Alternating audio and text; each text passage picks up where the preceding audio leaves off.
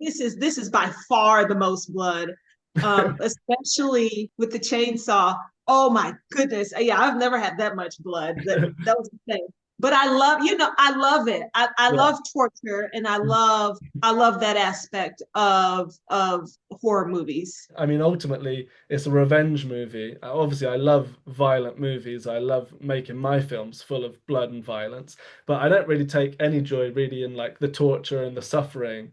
What I really take enjoyment from is the revenge, the catharsis that comes later. So you have to put the girls through absolute hell and misery because later on it's going to make us so much more excited to see. I mean, I won't spoil the film, but it's going to make us so much more excited to see how the tables turn. I mean, the location where we filmed was so run down and decayed and horrible. It was just perfect. It was literally like a farmhouse out of the Texas Chainsaw Massacre. And you were more Mhm. than happy to just dive in on a dirty stained mattress and get chained up to the bed. But in real life, I'm like, germs and dirt. It's particular in restaurants, but when it's the character, I'm down.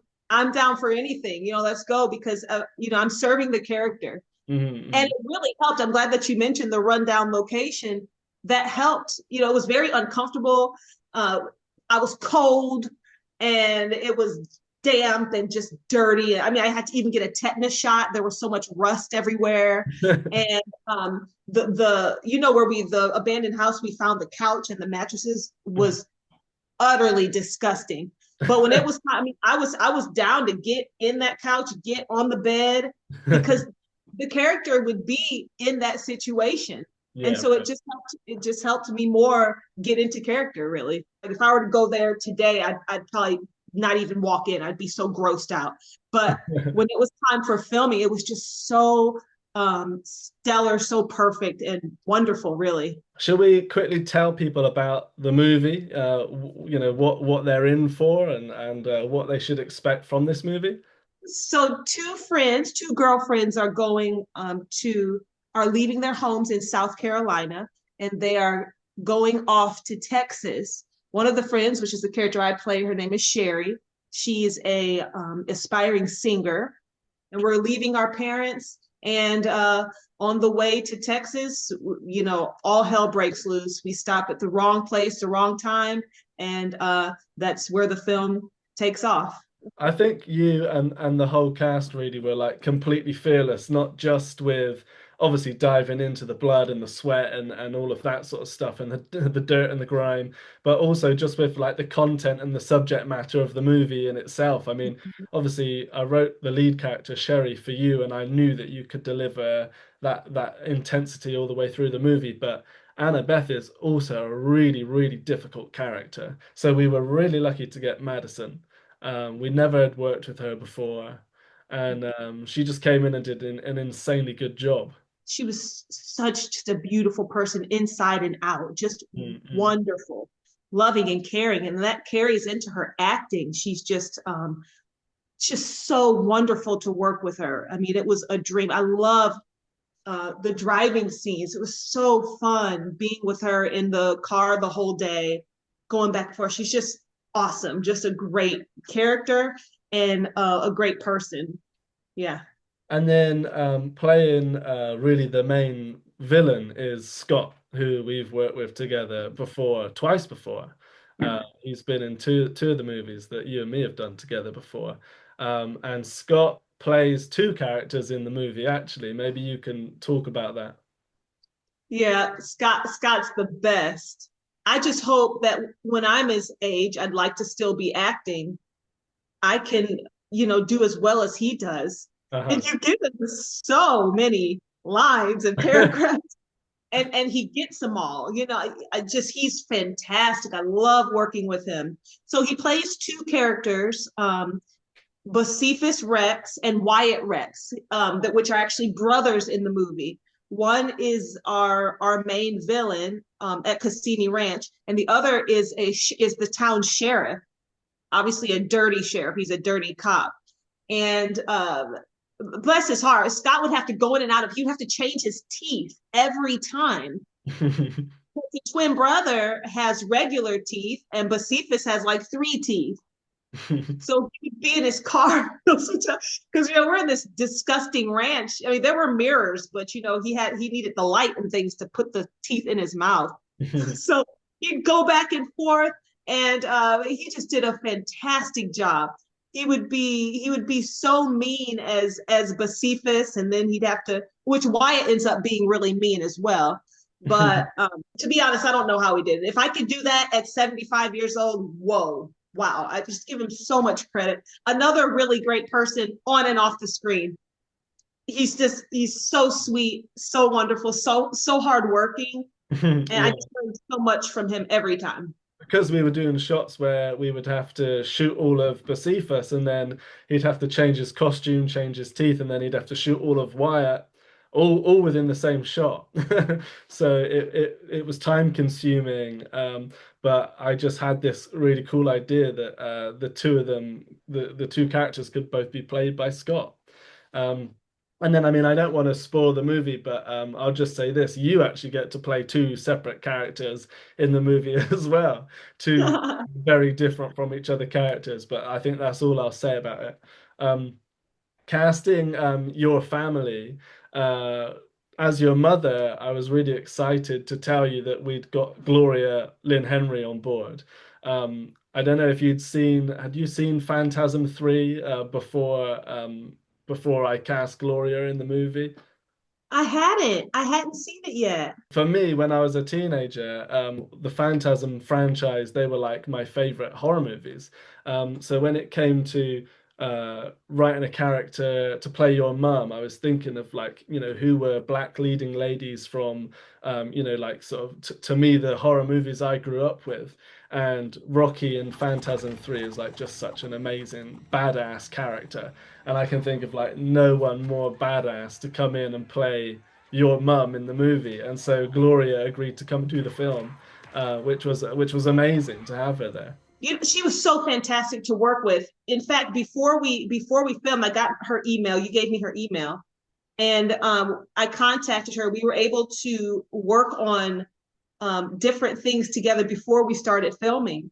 Mhm. And that was just invaluable. And I thought, when we met, I thought, okay, we're just going to run lines probably and meet each other. And she ended up giving me so much advice about my characters. It felt like a real mom, really working with her on set, honestly. If I was struggling with something, especially with the other character, because the other character that I play, she's in one of the scenes, and I was having a little trouble with that character, and she very motherly, quietly whispered something to me like a mom would, and it really helped me. It was just like having my real mother on set with me, and it was fantastic. She was fantastic. Anyway, we better skip over the rest of the cast, otherwise we'll end up being here all day. But the whole cast did an amazing job of the movie. I mean, I'm really pleased with how this shoot has gone. I'm not pleased with all of my films. I mean, if anyone's got the impression that, you make all these movies and you love them all, if you know me, you know that's not me. I'm really critical and I'm always actually looking to use every movie to improve and make mistakes and try and find out how to make things better on the next one. But this is the one where we've put absolutely the heart and soul into the movie. So I actually think having shot the movie, any horror fan or any fan of, violent and exploitation and grindhouse style movies are going to love watching this movie. I cannot see how this won't be entertaining, even if it's in a so bad it's good sort of a way. People are going to have a wild ride watching what we did in Tennessee on this movie. Absolutely. You can't watch a film like The Deep South Death House on Disney Plus or on Netflix or maybe on Prime Video. There's something buried deep down there, but they just aren't making this sort of entertainment anymore. And that's the whole point of this project, is to bring it back to the sort of films I love to watch, and I've been just completely unfiltered and uncensored. This script for me, I don't know if you feel the same, but I think it's definitely my most outrageous script that Mhm. I've written. The whole point is to make something, that is completely I mean, it's all in the name of entertainment, but something that's just completely out there and captures people's attention. The point of self-funding the movie and making this project is for it to kind of be like a calling card for me and my style of filmmaking. This is your best script, your best work. It's really, really good. And there's so many twists and turns and just so much. It's so creative. Show, You know show what I mean? people your script, because this is kind of this is kind of crazy how Faith, you decorate your script with images and pictures. Okay, so just things like this. It's like every single page you turn, it's got everything that's written in the script. But it's just fun, and this, stuff like this was fun. They ride off into the sunset, they're traveling. This is when times were good for the girls. Yeah, no, it brings it to life. And I was amazed to sit in Waffle House and see you turn in the pages of your script, and every single page had all these things that related to the film. It was just really cool. Right, here's some gun when our car breaks down. Yeah, I'll keep this for literally forever. I love it. I love it so much. So we shot the whole movie already, which, is really hard work, but it's kind of the easiest part of the whole process. I've come to realize over the films that I've made, because the hardest thing is actually getting people to actually watch the movie. You put like your blood, sweat, and tears into a project, and then most of the time you don't have control. Like when you finish the film, you hand it off to the company who paid you to make the film, and you don't have any part of it from that point on. They can release it with a terrible front cover, which has happened in the past, or they can change the title, and you can really go and see your hard work just get this terrible treatment. And so with this film, that's something, I wouldn't have made this script with a company that I might have feared would have done that with the film. So part of the reason of doing this Indiegogo campaign is to make sure that the film gets the release I want it to have. I saw it on your backdrop. It says, the Indiegogo. Is that how you say it? Indiegogo. Yeah. So I was like, oh wow, okay, what's this? People can get involved through a crowdfunder in an even bigger way than they can if they were like, just buying a Blu-ray at the store. Through the crowdfunder, they can get a special thank you credit. They can get even bigger producer credits. And then there are also options to get things, not just the copy of the movie, but copy of the script and the poster. So basically, there's all of this stuff which an ordinary release wouldn't allow us to do. I know you like to go into Walmart and actually hold the copy, and I like to go into the shops here or go on Amazon. It's easier to do it that way, but that money doesn't necessarily always come back to the filmmaker. Cool that you can just watch it on your television, might be convenient and is cheaper, it's free, because we don't get any money out of it. And then there's no way we can go and carry on making films like this. There's no way we can bring new and original ideas to life like we have done here. So that's really the importance of supporting us directly through this crowdfunding campaign and buying yourself ideally a physical copy of the movie.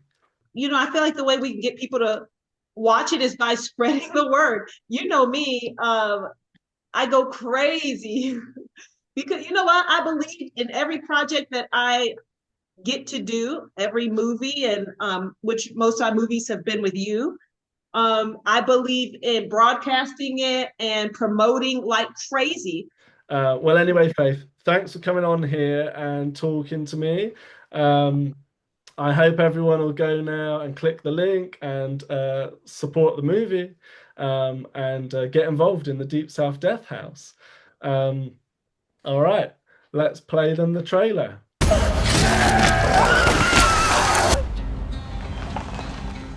Sherry, come on! How the hell she afford a car like that? She saved all last year, Mama. How are you gonna support yourself all summer? You don't have to worry about us, Mrs. Claiborne. We'll take good care of each other. I know there's a whole world out there just waiting for us, Sherry. And if we don't seize the moment now, then when? We have each other's backs. Always. Well, what more do we need? What is it? I don't know, the engine or something? Well, howdy. Looks like you girls got yourself a situation out here. Sir, could you maybe just go into town and let the mechanic know that we're stuck out here? Whatever you ladies want. Come on, let's just ride with him. We can get breakfast. I'm starving. Just dropped a little something off at my cousin's house. We didn't agree to no detour. Hey, boys, come on out here. See what I found us. Sherry.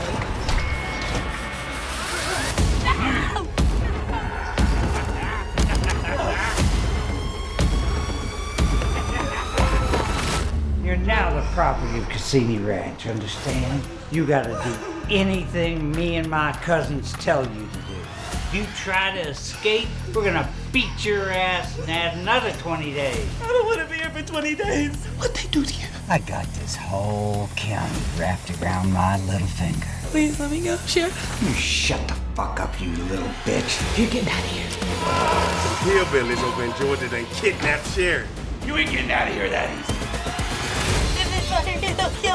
You coming like a motherfucking hurricane, baby, okay? I will personally see to it that you die on this thing. You done fucked.